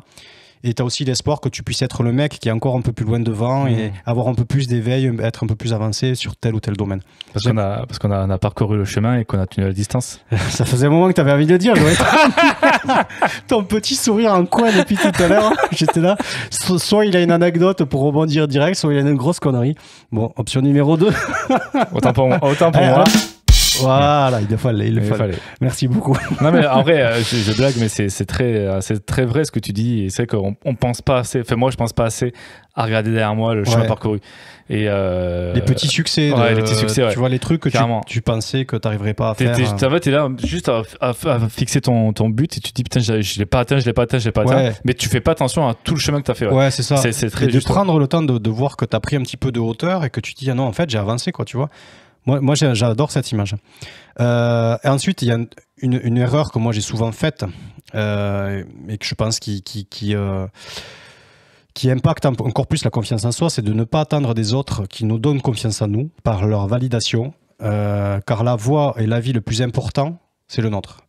Donc en fait, il faut que la validation vienne de nous-mêmes. Il ne faut pas que ça vienne des autres. Si tu fais des trucs en donnant de ta personne, tu donnes tout le meilleur de toi-même en te disant, pour que j'ai confiance en moi, il faut que cette personne me dise oui, c'est bon. Ouais. Tu te perds, en fait. Et parce que même s'il te dit oui, c'est bon, tu vas me dire ouais, c'est chouette, il me l'a dit. Mais si toi, au fond de toi, tu te sens que tu n'es pas capable, en fait, ça ne change rien au problème. Et souvent, voilà, je sais que l'avis le plus important, de toute façon, c'est comme quand on te dit oh, mais t'es beau, mais si toi, tu te trouves pas beau, mais tu te trouves pas beau, en fait. Tout le monde a beau te dire que t'es beau, ou que t'es gentil, ou que t'es truc. Si toi, sur le moment, tu penses que tu ne l'es pas, en fait, causer toujours, quoi, tu vois, mais ça a zéro impact. Il y a aussi cette image qui est très très belle, c'est se donner le droit d'échouer. Je prends pour exemple ce petit bébé qui tombe peut-être des milliers de fois avant d'arriver à tenir debout et à marcher. S'il arrêtait à la première fois, en fait, on serait tous en train de ramper. J'adore cette image, ça me fait très rigoler. Ouais, carrément. Mais moi, je suis persuadé que l'échec est un diplôme. Hein. C'est un truc, moi, je suis persuadé que l'échec est une réussite. Moi, c'est pas un souci d'échouer. C'est vraiment un truc qui m'intéresse. Et il y avait cette image de la mer, la différence entre une mer française et une mer américaine, pour montrer à quel point la France, on cultive l'échec. Il y a deux enfants, du coup, qui montent à une échelle et se cassent la gueule. La mère américaine va lui dire, c'est pas grave, réessaye, tu y arriveras la prochaine fois. Et la mère française, elle va lui dire, bah tu vois, je te l'avais dit. Il y a ce truc-là en France où on cultive un peu l'échec. Tu vas pas y arriver. Tu vas pas y arriver, et que par exemple, si tu plantes une société ou une entreprise que tu as créée, tu vas mettre sur ton CV que tu as fait une année sabbatique. Tu vas pas l'assumer, parce qu'ils vont pas te prêter. Aux États-Unis, on te demande d'avoir planté tu vas plus facilement avoir un crédit bancaire si tu as planté des entreprises. En mode, moi j'ai eu 3 entreprises, mais je les ai plantées. Mais tu as essayé et tu es quelqu'un d'assistant. Et du coup, on va te donner plus facilement un crédit que quelqu'un qui reste dans le même truc, qui prend pas de risque. Et s'il y a un problème à sa société, en fait, il va se retrouver perdu. France, la France n'aime pas l'échec. Donc bon, ça, c'est autre chose. Non, mais ça fait clairement partie. Parce que du coup, si on te dit, si on te dit gamin, soit si on te dit, tu vois, je te l'avais bien dit, ou alors c'est pas grave, réessaye. C'est une façon de grandir. Tu grandis de 2 façons totalement opposées. Bien sûr. Ensuite, il y a autre chose qui rejoint des choses qu'on avait déjà dit, c'est apprendre à se connaître vraiment pour faire les choses par conviction et non pas par validation d'un faux self par autrui. C'est-à-dire que des fois, quand tu n'as pas de l'estime envers toi et que tu sais pas vraiment qui t'es, que tu t'es créé un faux self et un groupe d'amis avec qui te correspond pas forcément et que tu essaies de tout faire pour entrer, être validé par ce groupe d'amis qui correspond à ton faux self et pas qui tu es vraiment en fait, et que c'est par ce biais-là et par leur validation que tu essaies d'avoir confiance en toi, tu vas t'exploser la tête contre le mur. Parce que si tu valides quelque chose, en plus, c'est ton faux self, c'est même pas toi qui tu es vraiment. Et du coup, tu n'auras quand même pas confiance en toi. Et en plus, tu continueras à jouer ce rôle parce que tu t'es dit, mais c'est maintenant j'ai été validé en montrant ce côté de moi qui n'est pas vraiment moi. Et enfin voilà. Alors que si tu apprends à te connaître vraiment pour savoir qui tu es, vers quoi tu dois aller, c'est déjà beaucoup plus simple. Et ensuite, j'ai quelque chose de peut-être un peu plus léger, mais qui peut-être par moment m'a touché ou m'a affecté et a fait en sorte que ça rejoint ce que tu dis, tu vois, je te l'avais dit, de quand tu tombes de l'arbre. C'est quelque chose que moi j'ai sûrement fait très souvent dans ma vie, c'est de ne pas se moquer gratuitement, de ridiculiser ou infantiliser quelqu'un qui essaye de faire quelque chose et qui se trompe. Moi je suis un gros moqueur, enfin pas méchant, mais peut-être que des fois ça a été méchant, je m'en suis peut-être pas rendu compte, mais je me moque, voilà, parce que je me moque. Ouais. Quand je me moque de mon entourage, des gens que je connais, tout ça, et encore que tu connais pas leurs blessures en fait et leur parcours et la confiance qu'ils ont en eux. Mais par exemple, je te prends un exemple à la con, je fais un statut Facebook, je fais une faute d'orthographe, le premier truc qu'on relève c'est la faute d'orthographe et pas forcément ce que j'ai voulu dire. Moi alors c'est ma réaction à moi une fois de plus. Je te disais tu peux pas changer les autres, tu peux changer la façon que tu as d'y réagir. Moi c'est des trucs qui m'ont blessé, tu vois, je me suis dit en fait tu sais pas écrire. T'es une merde, tu fais des fautes à chaque fois. Donc maintenant, j'ai une espèce de vieux trauma, ou même par rapport au fait de parler anglais. Ou d'écrire un mail. Je valide toujours sur Internet, je recherche toujours pour valider, pour être sûr à 2000% que je me suis pas mis une coquille dedans, tu vois. En français, c'est pareil. Avant, j'étais beaucoup plus instinctif quand j'écrivais des trucs. Maintenant, j'en suis au point où je me dis, mais attends, mais comment t'écris ce mot déjà ? Ouais, je vois. Et je doute de tout, quoi, tu vois. Et du coup, je me sens à chaque fois obligé de vérifier, à me dire, mais j'étais pas capable, en fait, tu sais pas, t'as l'impression d'être un con, tu vois. Donc, il y a l'orthographe, il y a aussi, par rapport à la musique aussi, par exemple, je te disais le fait enfin, moi, je sais que je suis pas un bon guitariste et pas un bon chanteur. Et des fois, quand je prends la guitare pour jouer un truc et que je vais faire une accroche, ça va rigoler, tu vois, ou on va se foutre de ma gueule. Je me rappelle d'un concert de Goldarok qu'on avait enregistré, solo de Pokémon, l'entrée du solo, j'accroche le solo mais direct parce qu'en plus on jouait quand même à l'auditorium Stravinsky à Montreux. Vous taperez ça sur Google, il y a Prince, il y a Muse, il y a Queen qui ont joué là-bas. On a joué là-bas avec Goldarok en collant bleu et déguisé en Dragon Ball. Ça c'est niveau improbabilité, on est sur un truc de l'espace. Et donc on avait enregistré le concert et je me trouve sur le solo et je me trouve. Et du coup après on réécoute l'enregistrement du concert. Et quand arrive ce moment-là, en plus le son de guitare à 2000, tu sais, moi j'espérais qu'il soit à moins de 2000, justement, qu'on l'entende pas. Et là, tout le monde qui rigole, tu vois, mais c'est pas méchant. Ouais, non, mais. C'est pas méchant, tu vois, ils sont pas en train de dire. Mais moi, la façon que j'ai de le prendre, ce truc-là, je me dis, putain, t'es une merde, tu sais pas jouer. En plus, il y en a qui savent mieux jouer que moi, en plus, dans le groupe. Donc je me dis, oh, putain, t'es nul, quoi, tu vois, t'es nul. Et le truc qui arrive, c'est que maintenant, j'ai une appréhension à chaque fois qu'on joue Pokémon sur ce putain de solo. Donc du coup j'en rigole aussi maintenant, tu vois, je fais le con là-dessus, mais n'empêche que ça m'a affecté et c'est des trucs qui m'affectent. Et du coup je me dis non, la guitare vas-y laisse tomber, le chant laisse tomber.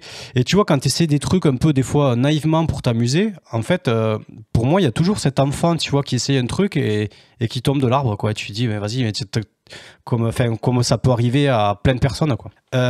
Et ensuite ouais, je sais pas, ça va être genre sur une référence, un truc comme ça, un truc que j'ai jamais forcément, que t'entends toujours mais que t'as jamais vu écrit, et que tu vas te faire relever des trucs. Et après ça, je pense que là-dedans, dans ces trucs-là, ce que tu peux contrôler, c'est de la place de son ego, en fait. C'est arriver un peu à diminuer son ego là-dessus. Parce qu'au fond, il n'y a rien de vraiment méchant, quoi. Mais il y a des conséquences, hein. Je ne dis pas que c'est rien, parce que moi, c'est la confiance en moi, du coup, c'est pour ça que j'ai du mal avec la guitare, c'est pour ça que j'ai du mal avec le chant et tout ça, et aussi parce que je ne travaille pas. Tu vois, ça rejoint les trucs, la boucle est bouclée avec ce que je raconte par rapport à l'école et la compétition, la comparaison, mais c'est la place de l'ego aussi dans les pseudo-petites moqueries du quotidien, ce genre de trucs. C'est de se dire, ça va, c'est mon ego qui touchait, c'est pas moi, en fait. Oui, bien sûr. C'est pas moi, parce que Parce que voilà, je sais que je sais jouer des quelques trucs pour me faire plaisir et ça me va très bien en fait. Et le truc, c'est que je m'en compare à Mathieu Bellamy, mais j'ai pas envie d'être Mathieu Bellamy, ça me va très bien d'avoir le niveau que j'ai là. J'arrive à jouer 2-3 trucs qui me plaisent, je suis content et puis point barre, quoi. Tu vois, c'est le plaisir. Putain, le plaisir. Le plaisir, c'est beau. C'est beau. Voilà, je pense que personnellement, j'ai fait un petit peu le tour de la question, du moins sur les choses qui me paraissaient importantes de partager. Alors c'était peut-être un podcast un peu plus dirigé, enfin je sais pas trop comment dire, mais moi c'était vraiment un thème qui me tenait à cœur. Donc, carrément. Donc voilà, j'avais vraiment envie de partager ces réflexions-là qui sont en plus dans mon cheminement, hein, parce que tu vois la montagne, je suis encore... je suis à mi-chemin, hein. Et c'est pas la montagne noire. Hein. Là, je suis parti sur l'Everest. Ah, t'es passé sur l'Everest. Mais surtout, quand il y a tellement de choses à aborder. Toi, on n'a pas abordé non plus la confiance en soi en soirée. C'est quand on discute avec des gens, avec les inconnus. Il y a plein de trucs qu'on n'a pas abordé. Exactement. C'est un très gros sujet aussi. Mais on a déjà pas mal parlé hein, déjà de tout ça. Donc, c'était très intéressant. C'était très, très intéressant. Eh bien, merci beaucoup. Comme d'habitude, j'espère que ça aura parlé à certaines personnes. Peut-être que certaines personnes se sentiront moins seules. Peut-être ça donnera certaines pistes à certaines personnes. Peut-être certaines personnes sont déjà passées par là et auront des retours à nous faire que nous pourrons nous-mêmes à notre tour partager avec d'autres personnes pour faire de cette communauté du mal lambda un espace de partage d'outils. Et de bienveillance. Et de bienveillance, voilà. Évidemment. Merci Laurent pour toutes tes anecdotes et tes histoires. Merci Sébastien pour cette belle référence à Kyo. C'était mon premier concert de ma vie, Kyo. Ah ouais? Ouais, au Zénith de Toulouse. Première partie Vegastar. Vegastar, et juste après Kyo, c'est le premier concert que j'ai fait, j'avais 14 ans je crois. Magnifique. Ouais, très bon souvenir. Moi c'était Johnny Hallyday au Palais des Sports pour ses 50 ans. Ouais. C'était il y a 15 ans. C'était il y a 15 ans, j'avais 30 ans. Sur cette petite blague, on vous souhaite une belle journée, une belle soirée. Et des bisous. Et on vous dit à très bientôt. À bientôt. Ciao, salut Laurent.